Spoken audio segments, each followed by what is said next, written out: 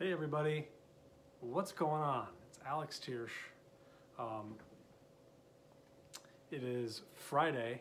First of all, happy Friday to all of you. This has been a very long week, a long couple weeks, and you should all have a Zoom happy hour with your friends or your coworkers and tip one back on me. Enjoy your weekend, try to get your mind off things. It's actually nice for the first time, I think, all year here in Chicago. So maybe we'll get to go outside, who knows? Anyway, I wanted to give you all an update because I know you're very curious about what's been going on with this loan process. There's been some hiccups, and I wanted to give you an update on what we've learned today. And this is a very fluid situation, so it's possible that this could be changing again. But anyway, late last night, I think at around midnight, the SBA issued some new guidelines to banks that are going to be lending under this PPP loan program, the Paycheck Protection Program, which is great because the banks were looking for some guidance. They were all behind the eight ball and tied up in knots, didn't know what to do. We've got a little bit of guidance right now, and I want to convey that to you. Also, I want you to mark your calendars because next Tuesday, which is April 7th at 1 p.m. Central, we are going to be doing a special webinar on the PPP program, the loan program, as it relates to medical spas, MSOs, and independent contractors / medical directors. So I know we had a lot of questions about that. We're going to be bringing on our friends from Bertadotto, as well as two financial advisors, Ben Hernandez and Jessica Nunn from Skytail Group, who have a lot of experience working with MSOs and DSOs. And we're going to talk about what this all means specifically for med spas, medical directors, independent contractors, MSOs in that situation. So 1 o'clock next Tuesday the 7th, be there or be square. Really quickly though, a couple updates. Number one, the update that we got last night from the Small Business Association did make a couple things clear that I want all of you to know. The first was independent contractors are not part of the payroll cost calculation.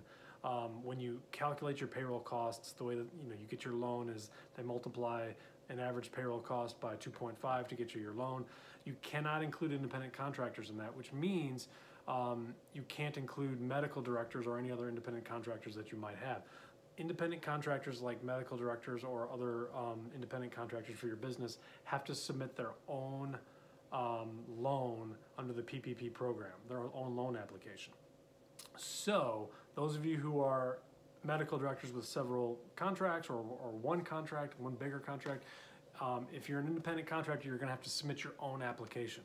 And we'll go through some of those things on Tuesday, but the same rules apply to you as they do to everybody else, but you're going to have to do it yourself. Also, they increased the loan terms to 1% interest rate from 0.5% interest rate, still very low, but they did that to make it a little more attractive for the banks, so the banks would start loaning. They confirmed that 75% of your loan will have to be dedicated towards payroll if you want your loan to be forgiven. So again, the way that it works, and for those of you who are wondering what I'm talking about, check out our webinar that we did on this, which you can find on our website, and it'll give you more information. But generally speaking, when you get your loan, you're going to have to spend 75% of those proceeds on payroll if you want to get that loan forgiven, and then it becomes basically free money. It's a grant. You don't have to pay it back. So that's in your best interest, but you are going to have to do 75% towards payroll, which is something that we had thought they were going to do, but now it's confirmed.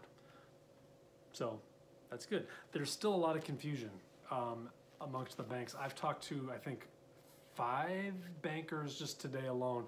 One of the things that they're telling me is that you need to have an account with the existing SBA lender in order to get a loan through an SBA lender. So for those of you who are banking with Bank of America, Chase, some of the bigger banks that aren't typically involved in SBA loans, you're going to have to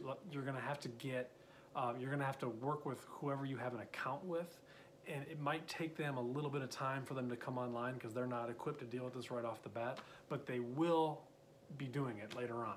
So there's going to be a little bit of backlog and some hiccups that are going on in the first week or so. I would give it over the weekend and maybe early next week to mid next week. I think we're gonna have some of this stuff sorted out and we'll have some more information for you. Just wanted to give you an update. It's probably 5 minutes too long, but anyway, enjoy your weekend. We're here for you. Shoot us questions, shoot us DMs, whatever you want. We want to make sure you got all your information. I will see you on the other side.